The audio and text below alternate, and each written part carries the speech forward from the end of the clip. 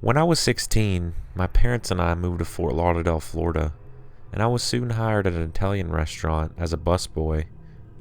On my very first night, I was busy cleaning tables in the dining area when I was motioned by a table. At the table were two men. I would say they were both in their late 30s, dressed like a fairly typical middle-class guys. Earlier, when I would pass by their table, I had noticed that they were sitting very still without conversation and didn't seem very animated. Anyway, I go to their table as requested. The man who motioned me gestured me to lean closer to him. I assumed he wanted me to ask to get his server or he needed something. So I bent slightly forward and he asked me this question softly. Have you ever had your initials carved in your forehead? In hindsight, I should have said something snarky like, well, not that I can remember, or does it look like I have? But I was taken too aback by such a random question and a weird one at that. I know I can be clueless when it comes to social cues or jokes, so I chuckled awkwardly and searched his face for a sign of humor, but all I got was a blank stare. His friend/partner was silent and didn't even look at me. I think I shook my head and walked away, completely baffled. I walked into the kitchen and found the server of the table. I told her what had happened and asked what was wrong with those guys. Oh yeah, I don't know, but they were fucking weird. Regardless, I continued my duties and cleaning the tables. I tried avoiding that table, but the men remained there for quite a while. Just as I thought before, I don't even recall them eating anything. Maybe they did when I wasn't working around the restaurant. When I was cleaning a table near him, the same man motioned me over once again. I was torn. I really didn't want to repeat the same experience, but I was afraid to say no to a customer. It was my first night on the job, and I didn't want a customer to complain to my manager, saying that I ignored him. So I went over to the table. Again, he wanted me to lean close so he could tell me something. I don't know why I did, but he said, have you ever had two men pin you down and grab your throat? But that was it. That's all I gave him. I immediately proceeded to nope right away from those guys. I'm a gay man, but nothing about this proposition seemed hot or sexually aggressive, like they wanted to hook up. It all felt very wrong to me. I'm not sure if they were really high on something, but the flat, deadbeat tone of his voice and their blank stares really unsettled me. I went immediately to the general manager, who kind of shrugged it off. I worked until 2 a.m., and as ridiculous as it sounds, I had to ask the bartender just to watch me get back to my car safely in the parking lot. I tell a lot of people this story, and while it was bizarre and funny when I explain it, I was disturbed by the customer encounter that evening. It was a pretty bad first impression of Florida.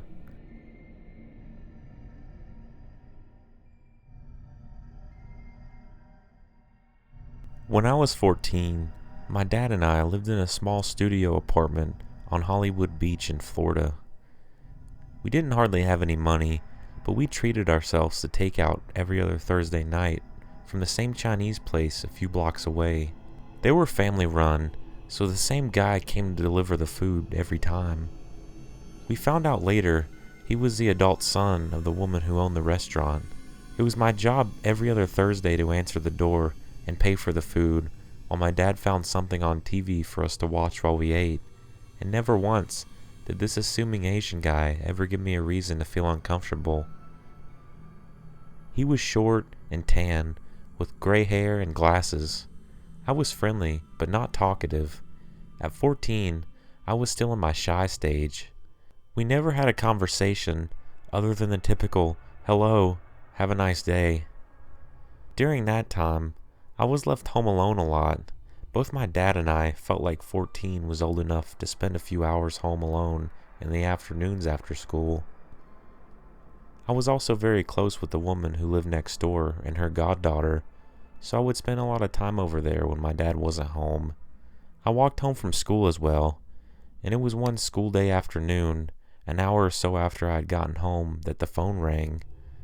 This was about 2014. so having a house phone was still really common. Ours was set up on the side of the table in the main room of the studio apartment. I answered it, and for a second, I thought there was going to be no one on the other end, because there was a long pause. Then, a sort of stammering that I couldn't understand, and then, "This is Alan," which was barely understandable because of the heavy Asian accent. I say Asian because I'm not sure if it's okay to assume they were Chinese, just because they ran a Chinese restaurant. By now, you obviously know that Alan is a Chinese delivery guy, but at this point, 14-year-old me is confused. "Who the hell is Alan?" I say something along the lines of, what? And he clarifies, "Your delivery guy, Chinese delivery." Now, I'm even more confused. What does Alan, the delivery guy, want? He goes on, "Do you, order food?" "No, we didn't," I tell him. He is quiet for another second or so, and then, Are you home alone?" My heart dropped in my stomach. Now I'm pretty sure I know what Alan the delivery guy wants, and yes, I was home alone, but I wasn't about to let him know that. My first instinct was to tell him my dad was home, but his work van wasn't outside, and I realized that Alan had been to our house enough over the last few years to know my dad's van, and if he drove by, he would know he wasn't home. "My uncle is here," I say, and immediately think it's a horrible attempt at a lie, and Alan's gonna know that. "Why?" I challenge him. He is quiet again for a moment, and then a statement, not a question. "You are home alone." I'm stunned, and have no idea what to say now, as I'm trying to think of something. "Never mind," he says, and hangs up. I'm so weirded out and scared at this point that even though part of me thinks I actually scared him out of whatever he had planned, another part of me says go lock all the doors, so I do exactly that. Front and back. By the time I get back to the front door from locking the back one, I look out the front windows and see a car parked in the driveway. It's Alan, just sitting in his car. The windows are rolled up and lightly tinted, but I can see him behind the steering wheel, just staring at my front door. 30 seconds later, the house phone starts ringing again, but I don't answer it.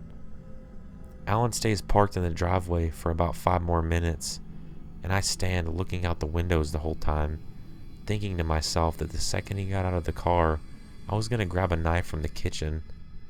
The house phone starts ringing one last time, and I don't answer it. As soon as it stops ringing the second time, I pick it up and dial 911. I was terrified, but not because of Alan. I was afraid my dad was going to be angry at me for calling the police. It is a completely different story, but he and the law have not always been on the same side, and I was raised with sort of a subliminal aversion to the police, and the idea that anything I couldn't handle myself, my dad could handle for me. Alan drove away while I was on the phone with the 911 operator. I was in the middle of telling her he was calling the house and parked in the driveway when he just put the car in reverse and speed down the street. The police took a statement from me when they got to my house and then sent me next door to hang out with my neighbor and her granddaughter. We sat on the front porch and I told the story of what happened while the officers went down to the restaurant to talk to Alan and contact my dad.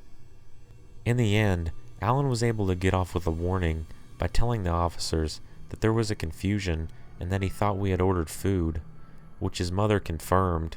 When asked why he wanted to know if I was home alone, he said he was trying to get an adult on the phone. The police told him that they will have to have someone else make deliveries to the customers in my area from now on, and to make sure that Alan keeps his distance. In all honesty, I think it's my dad's phone call to the restaurant later that really made Alan realize he messed up. He was fuming when I told him the story, as I imagine most fathers would be. He called the restaurant and spoke to the woman who owned the place first, and then somehow convinced her to put Alan on the phone. What followed was one of the greatest conversations I have ever heard. Even if it was only my dad's side I was hearing, nothing makes you feel more loved than your dad in a macho protection mode. My dad threw insults that I had never heard before, and I was in middle school, a kingdom of insult connoisseurs. I knew it was a very serious situation, and I knew that my dad was really angry, but I was in the background, stifling with laughter into my pillow. At one point, my dad asked Alan what the fuck he was doing driving over here, to which Alan responded something about being lonely, and my dad said, "If I ever catch you in this street again, if I ever hear that you were near this street again, I'll make sure that you are lonely for life by choking you to death."